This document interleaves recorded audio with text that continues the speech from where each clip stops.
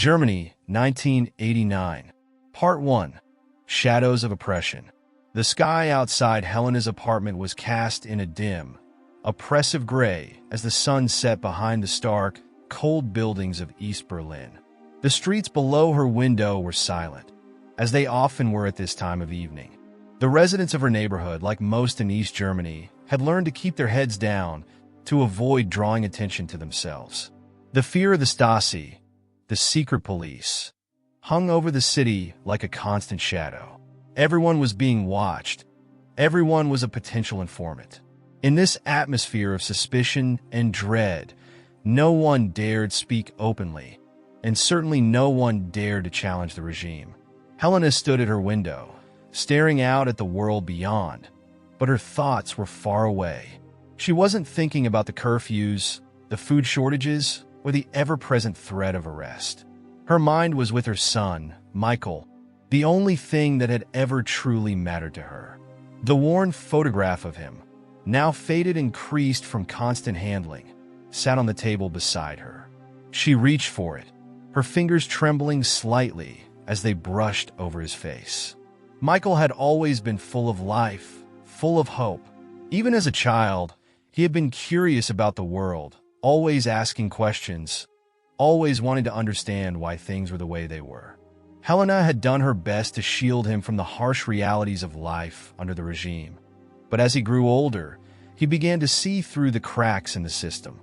He saw the injustices, the lies, and the way the government kept its people in line through fear and oppression.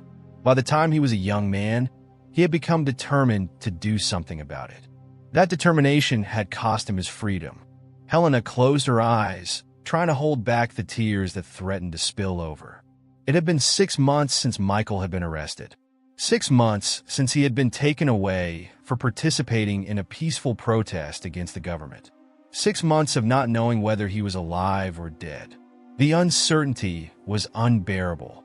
Each day that passed without news felt like a new wound being inflicted on her heart. She had gone to the authorities, begged them for information, but they had given her nothing. No one dared to speak of the prisoners, especially not those like Michael, who had been labeled as enemies of the state. The regime didn't just imprison its dissidents, it erased them. It was as if Michael had never existed, as if all traces of his life had been wiped away. The emptiness in her apartment mirrored the emptiness in her heart. The space that had once been filled with Michael's laughter, his energy, and his dreams now felt cold and lifeless. The walls seemed to close in on her, suffocating her with their silence. The small apartment, which had once been her refuge, now felt like a prison. Helena moved from the window and sat down at the table, her hands gripping the edges as if to steady herself. The photograph of Michael stared back at her, a painful reminder of all she had lost. The sound of the clock ticking in the background was the only noise that broke the oppressive quiet. Each tick seemed to echo in her mind, a reminder of the time slipping away, of the days passing without her son. Her thoughts drifted back to the last time she had seen him. It had been the morning of the protest. He had been so full of passion, so determined to make a difference. "They can't silence us forever, Mom," he had said, his eyes blazing with conviction. "We have to stand up. We have to fight for our future." She had been afraid for him, of course. She had tried to dissuade him, begged him to be careful. But Michael had always been stubborn, and once he set his mind to something, there was no stopping him. She had watched him leave that morning, her heart heavy with dread, but she had never imagined that it would be the last time she would see him. Now, all she had were memories and a photograph. Helena's grief was a constant presence, like a weight pressing down on her chest.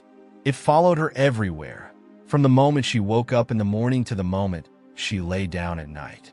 But as much as the grief consumed her, there was something else that lingered beneath it, an anger that simmered just below the surface. Anger at the regime for taking her son, anger at herself for not being able to protect him, and anger at the world for allowing this to happen. But there was also something else, something quieter but no less powerful. A flicker of hope, a stubborn refusal to believe that this was the end. Michael had always believed in something greater, in the possibility of change, and Helena had to hold on to that. It was all she had left. She rose from the table and walked over to the small altar she had set up in the corner of the room. A single candle flickered there, its flame casting long shadows on the walls. She knelt before it, her hands clasped together in prayer. Prayer had become her only solace in the months since Michael's arrest. It was the one thing that gave her strength, the one thing that allowed her to keep going when everything else seemed hopeless. Her prayers were simple, but they came from the deepest part of her soul. Lord, I don't know where my son is, but I place him in your hands. Please protect him. Please bring him back to me. Her voice trembled as she spoke, the weight of her pain making it hard to breathe. Give me the strength to endure this. I don't know how much longer I can go on without him. The room was silent except for the soft crackling of the candle and the sound of Helena's own breathing. She kept her eyes closed, her head bowed, waiting for the familiar sense of peace that usually followed her prayers. But tonight, something felt different. There was a heaviness in the air, a sense of something stirring just beyond her understanding. And then, in the stillness, Helena felt a presence. It was not something she could see or hear, but she could feel it deep within her, like a warmth spreading through her chest. It was as if the weight that had been pressing down on her for so long was suddenly lifted, replaced by a lightness she hadn't felt in months. And then, in her mind, she heard it, a voice, clear and calm, but filled with a power that sent shivers down her spine. Do not lose hope, Helena. Freedom is near. The words echoed in her mind, filling her with a sense of peace and certainty that she hadn't known in so long. She opened her eyes, her breath catching in her throat. There was no one else in the room, but the presence lingered, strong and undeniable. Helena sat back on her heels, her heart racing. She wasn't sure if the voice had been real or if it was simply a product of her own desperation. But deep down, she knew it had been more than just a wishful thought. It had been a message of hope, of freedom, of the promise that things were about to change. For the first time in months, Helena allowed herself to believe that the end of this nightmare was in sight. She stood, her legs shaky beneath her, and walked back to the window. The sky outside was dark now, the city illuminated by the faint glow of streetlights. But as she looked out over the cold, gray streets of East Berlin, Helena felt something she hadn't felt in a long time. Hope. Part 2. Seeds of Hope. Helena's apartment had always been a modest space, filled with only the essentials. A worn sofa, a small dining table, and the faded wallpaper that seemed to absorb the years of quiet suffering that had taken place within its walls. But in the weeks following her extraordinary experience, the message she had received during her prayer, her home had become something more than just a refuge for her grief. It had transformed into a sanctuary for others, a hidden corner of East Berlin where hope dared to take root in the most unlikely of places. It started with Anna.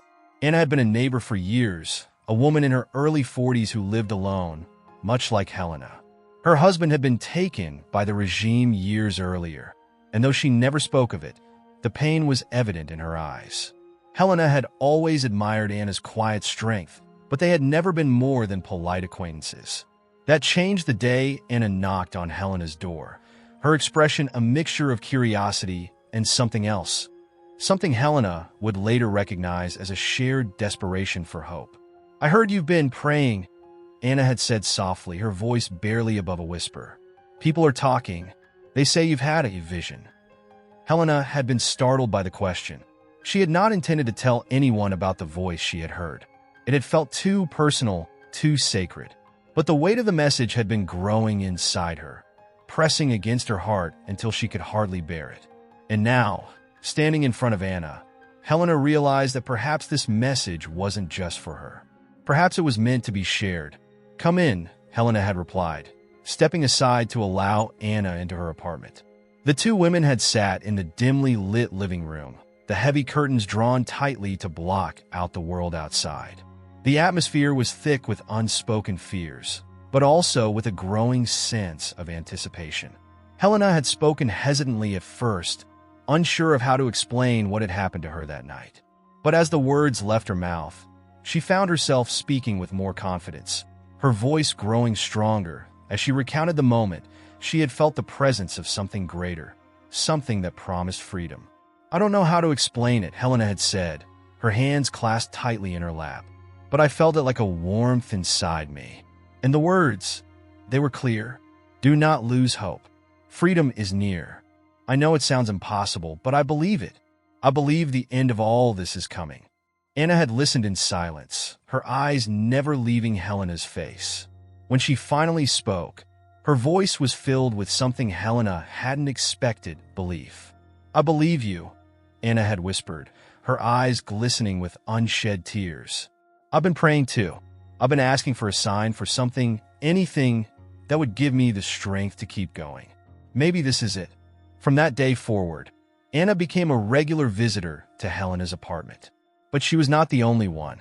Word began to spread, quietly at first, through whispers and cautious glances exchanged between neighbors. In a city where trust was a rare and precious commodity, people who had lost hope began to find their way to Helena's door. One by one, they came, men, women, young and old, drawn by the promise of something they couldn't quite explain, but desperately needed. Helena's living room, once a space of solitude and sorrow, now pulsed with life. On most evenings, the small room was filled with people sitting shoulder to shoulder, their faces tense with fear, but softened by the flicker of hope that had begun to grow within them. Helena would light a single candle in the center of the room, its flame a fragile, yet persistent symbol of the light they all clung to in the midst of darkness. The gatherings were small at first, never more than a handful of people. They spoke in hushed tones, always aware of the risk they were taking. The walls had ears in East Berlin, and the Stasi's network of informants was vast. But fear, though ever present, was no longer enough to keep them apart. Something greater than fear had taken hold, an unspoken belief that change was coming, that the days of the regime's iron grip were numbered.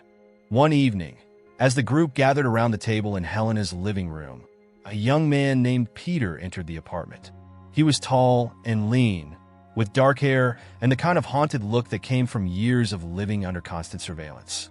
Peter had been a friend of Michael's, one of the few who had managed to escape arrest during the protests that had led to Michael's imprisonment. His face was pale, his eyes hollow from lack of sleep, but when he looked at Helena, there was a glimmer of something else, something that had long been missing. "I didn't believe it at first," Peter said, standing awkwardly near the door. "When they told me you had seen something, heard something, I thought it was just a rumor. But, I don't know, something brought me here tonight." Helena gestured for him to sit, her heart heavy with the knowledge of how much Peter had suffered. Michael had often spoken of him, of how he had admired Peter's courage and dedication to the cause of freedom. But Helena knew that Peter carried the guilt of having survived while Michael had been taken. It was a burden that weighed heavily on him, and she could see it in the way he avoided her gaze, as if he couldn't bear to face the mother of the friend he had lost. "Peter," Helena said gently, her voice filled with compassion, "you're here because you believe, even if you're afraid to admit it." Peter looked up at her, his expression conflicted. "I want to believe," he whispered, his voice strained. "But it's hard. Every day, I see what they do to us. People disappear, families are torn apart. I'm scared. Helena, I don't want to lose hope, but I'm scared." Helena nodded, understanding his fear all too well. She had lived with that fear for so long that it had become a part of her. But something had changed since that night in her apartment, and she no longer felt the same crushing despair that had once consumed her. "I don't have all the answers," she said softly, "and I'm scared too. But I know one thing for certain: God hasn't abandoned us. I believe He's given us a sign, and we have to hold on to that. We can't let fear take away our hope." Peter lowered his head, his hands trembling slightly. The room was silent, the weight of his words hanging heavy in the air. But then slowly he nodded. It was a small gesture, but it was enough. He stayed that night, sitting among the others as they prayed quietly together, their voices low but filled with a sense of growing resolve. As the weeks passed, the gatherings in Helena's apartment grew larger. The people who came brought others, friends, family members, neighbors. until her small living room could barely contain the crowd. They shared stories of their struggles, their losses, and their fears. But more than that, they shared their hopes. They spoke of a future beyond the wall, of a time when their children could grow up free, when they would no longer have to live in constant fear of being watched, of being betrayed. And through it all, Helena continued to share the message she had received, that freedom was near, that they could not lose hope. The more she spoke, the more she believed it herself. It wasn't just a message for her, it was for all of them. It was for the entire country, for every person who had ever suffered under the regime's tyranny. It was a message that grew stronger with each passing day, spreading quietly through the streets and alleyways of East Berlin, carried on the whispers of those who dared to believe. Helena knew the risk they were taking. The Stasi were everywhere, and the more people gathered in her home, the greater the danger became. But she could not turn them away. Not now. Not when hope had finally begun to bloom in the hearts of those who had been starved of it for so long. And so, each night, she lit the candle in the center of the room, its flame a small but powerful reminder of the light they were all fighting to keep alive. And as they prayed together, Helena felt the presence of something greater than herself, a presence that reassured her, even in the darkest of moments, that the message she had received was true. Freedom was coming. Part 3. The Watchful Eye. The cold air of late autumn had settled over East Berlin, its sharp bite cutting through the thick wool of Helena's coat as she walked through the narrow, dimly lit streets. The sun had long since set, and the darkness seemed to stretch endlessly before her, broken only by the occasional flicker of a streetlight. Her breath misted in the air as she moved, each exhalation a brief puff of white in the inky blackness. The city felt more oppressive at night, the silence amplifying the feeling of being watched, always watched. Helena was not alone in this sensation. Everyone in East Berlin lived with the constant knowledge that the Stasi, the secret police, were everywhere. Neighbors turned informants.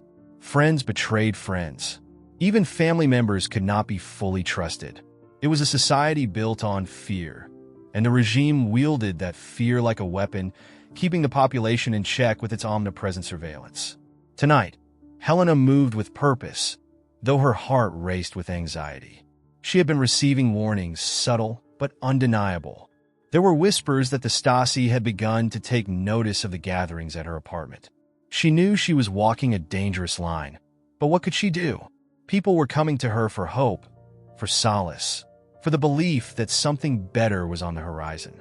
She couldn't turn them away, even though every new face that entered her home could be the one that would lead to her downfall. Peter had warned her repeatedly to be careful. He had grown more anxious as the gatherings grew larger, his own sense of paranoia sharpening with each passing day. "You have to stop," he had urged her just the night before, his voice low and urgent as they stood in the corner of her apartment after everyone else had left. "The Stasi are everywhere, Helena.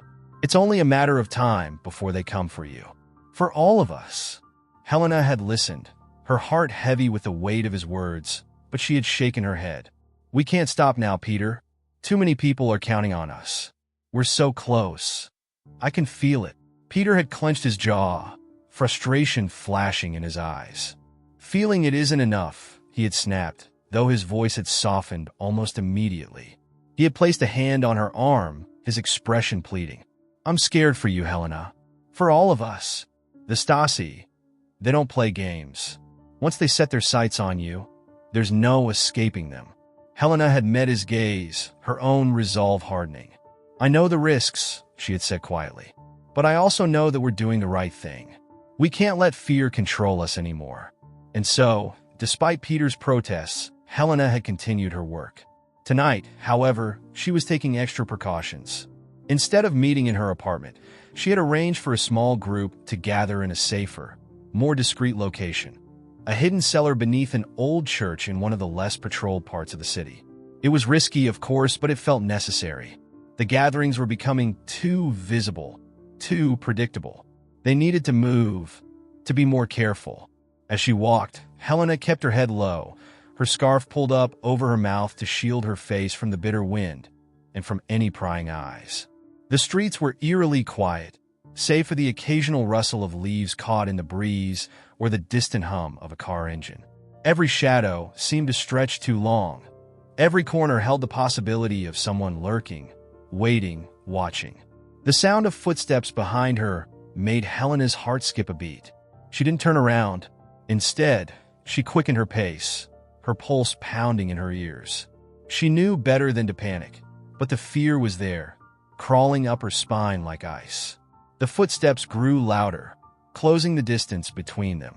Helena's breath caught in her throat as she turned down a side street, her mind racing. Who could it be? Was it a neighbor? A Stasi agent? She had heard the stories of people being followed home, of sudden arrests in the dead of night. There would be no warning, no time to prepare.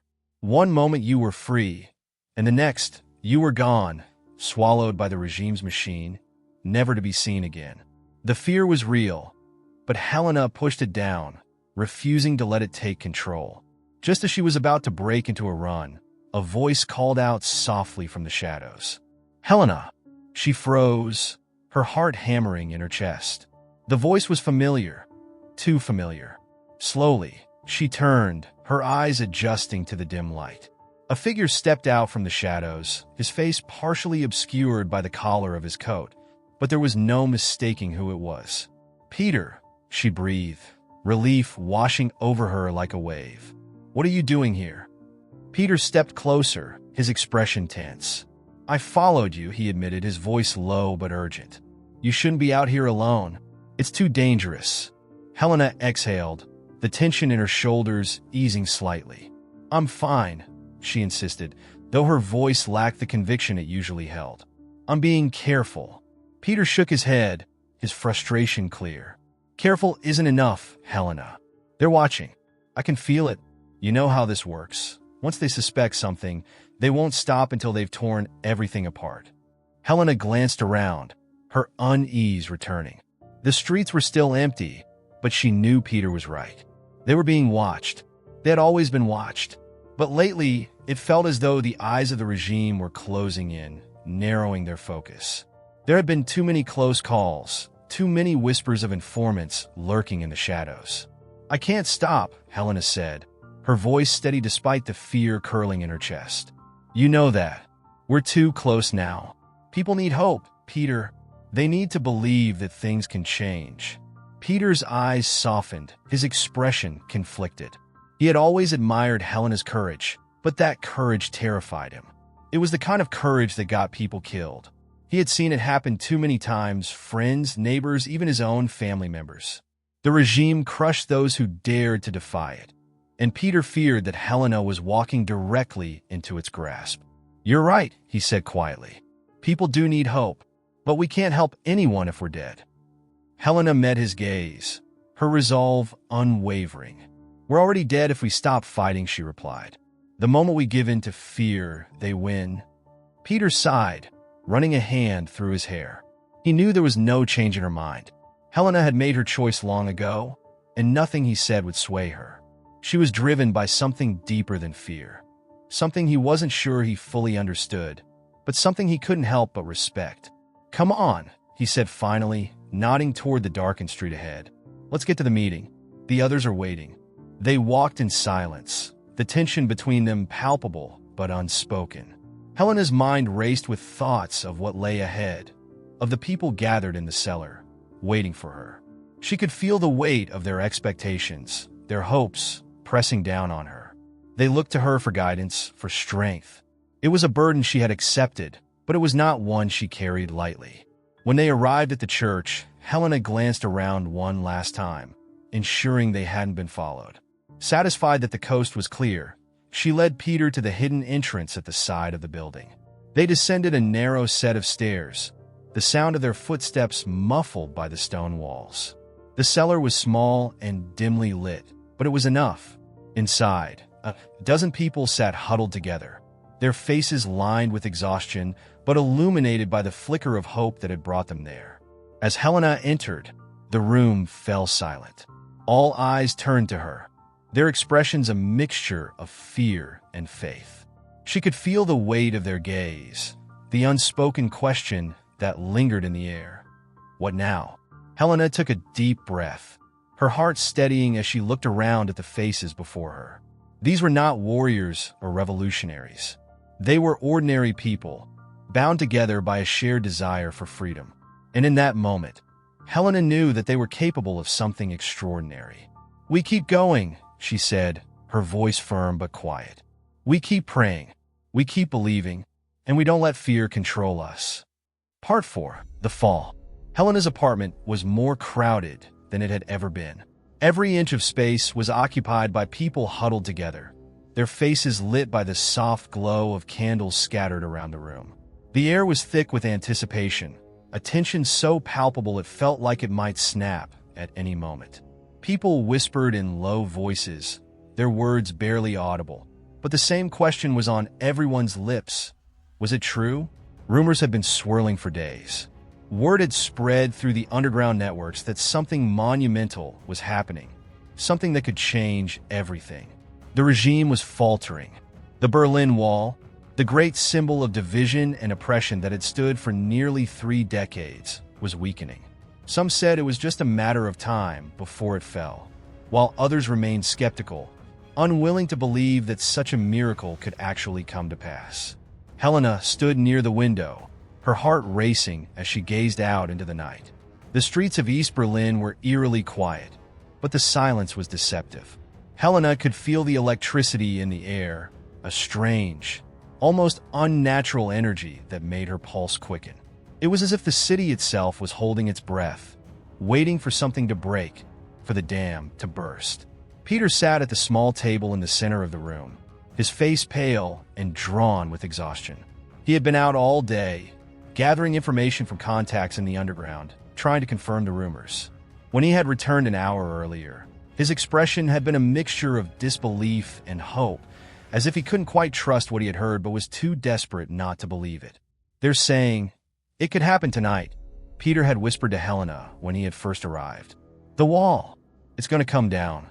Helena had stared at him in stunned silence, her mind struggling to process the enormity of what he was saying.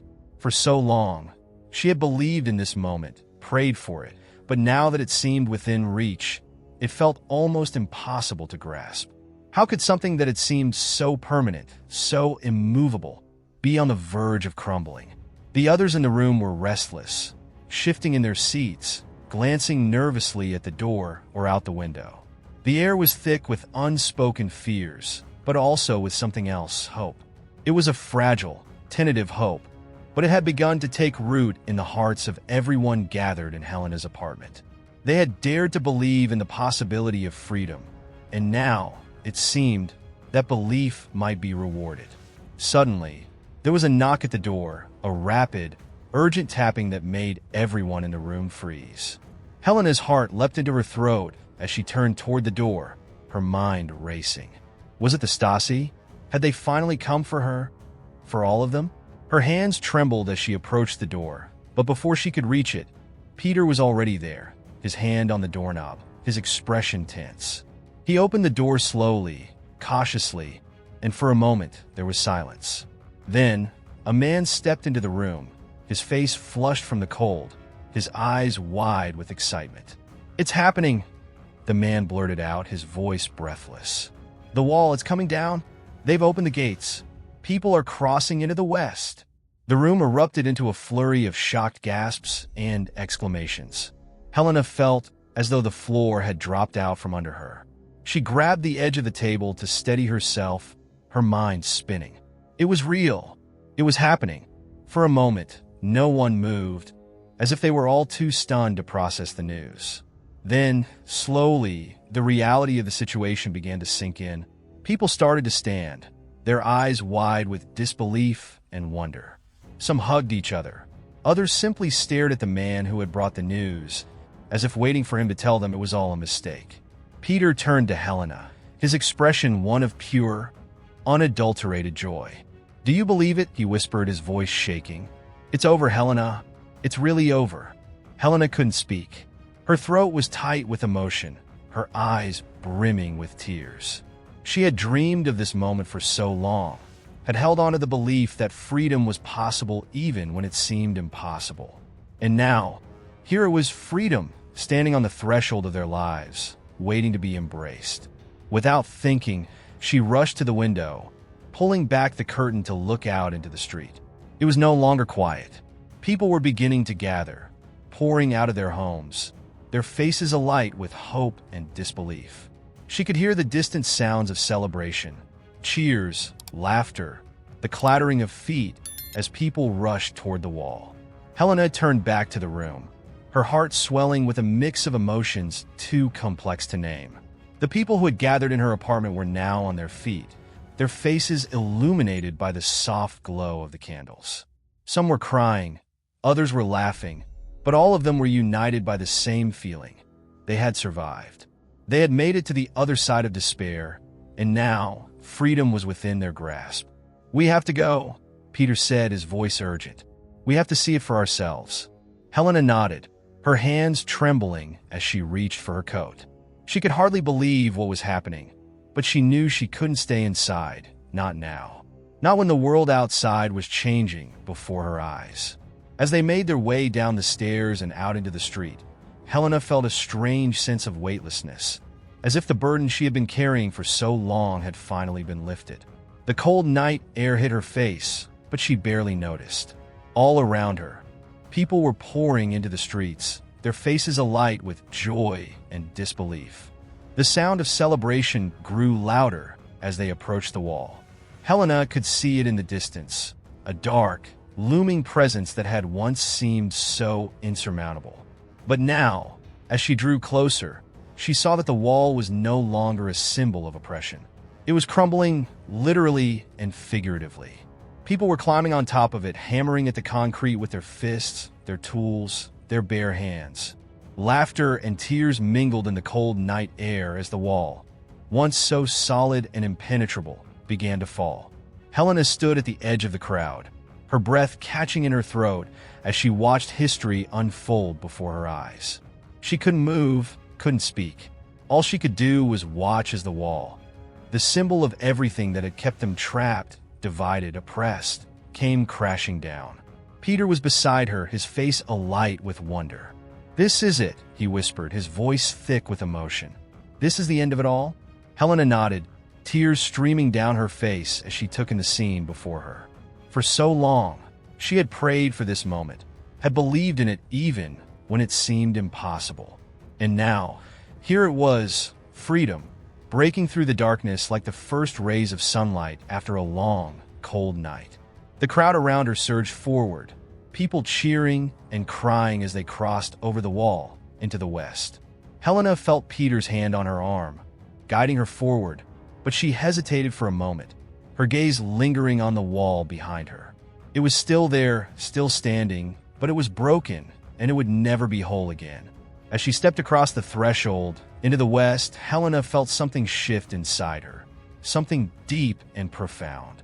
The weight of the past, of all the years of fear and oppression, began to lift, and in its place, there was only hope. Part 5. A New Dawn. The cold morning light of November 10th was unlike any other Helena had ever seen. The sun, pale and tentative as it rose over the horizon, cast a soft glow on the remnants of the Berlin Wall, now fractured and broken, like the reign of fear it had symbolized for so long. The scene before her was one of surreal beauty, a city once divided now on the verge of unity. The crumbling concrete, once a barrier of oppression, was now being torn apart by the very hands of the people it had once caged. Helena stood amidst the crowd, surrounded by faces wet with tears of disbelief and joy. The air was cold, but she hardly felt it, her heart too full of emotion to notice the chill. Peter was beside her, his breath visible in the crisp morning air as he stood in awe of the scene unfolding before them. He had been by her side all night as the wall came down, but neither of them had spoken much. There were no words for what they were witnessing. The street was a chaotic blend of celebration and reflection. Strangers embraced one another, families reunited after decades of forced separation, and children, some too young to fully grasp the significance of the moment, clambered over the broken slabs of the wall, their laughter filling the air. Helena watched as an elderly man, his face lined with the hardships of years spent under the regime, knelt at the base of the wall and wept openly, his hands trembling as he touched the broken concrete. She could see the weight of his memories in his expression, the years of loss and pain that this wall had caused him. And yet, in that moment, there was only release. Helena felt Peter's hand on her shoulder. "It's really over," he said, his voice thick with emotion. "The wall is down. We're free. Free." The word hung in the air between them, so simple, yet so profound. Helena had dreamed of this moment for so long, but now that it was here, the reality of it was overwhelming. She turned to Peter, her own eyes glistening with tears she could no longer hold back. "We are," she whispered, her voice trembling. "We're free." But even as she spoke the words, Helena felt the weight of the journey that had brought her to this point. The years of fear, the prayers whispered in the dead of night, the people who had come to her for hope, all of it was etched into her very soul. This freedom had come at a price paid by too many lives lost, too many families broken apart. Michael's face flashed in her mind, and her heart ached with the thought of him. He had believed in this moment more than anyone, and now he was not here to witness it. Helena's thoughts drifted back to the night she had first received the message during her prayer, the words that had sustained her through the darkest of times. "Freedom is near," the voice had said, and she had clung to that promise like a lifeline. Now, standing here amidst the ruins of the wall, she knew that it had been more than just a hope. It had been a truth, a promise fulfilled. As the morning light grew stronger, Helena and Peter made their way toward the wall. The crowd parted around them, people stepping aside to let them through, as if they could sense that Helena needed to stand at the edge of this great turning point in history. When they reached the remnants of the wall, Helena paused, her breath catching in her throat. The concrete was jagged and broken, but still standing in some places, a reminder of the regime that had once seemed so unshakable. Helena reached out and placed her hand on the wall, her fingers brushing over the rough surface. It felt cold beneath her touch, but there was no fear in her heart, no anger. Only a deep, abiding sense of peace. The wall no longer had power over her. Its fall had signified more than just the end of a physical barrier. It had marked the end of an era of fear and division, and the beginning of something new.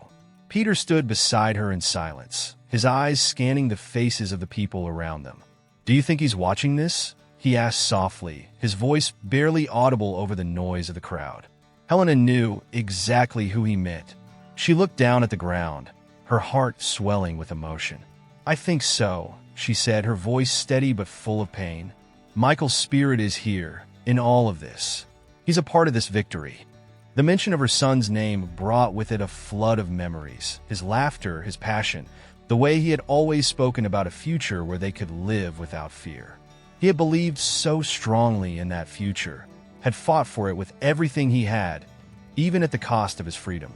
And now, as Helena stood at the wall that had once separated them from that dream, she knew that his sacrifice had not been in vain. The sound of cheers and celebration echoed all around them as more people streamed through the broken sections of the wall, crossing into the west for the first time.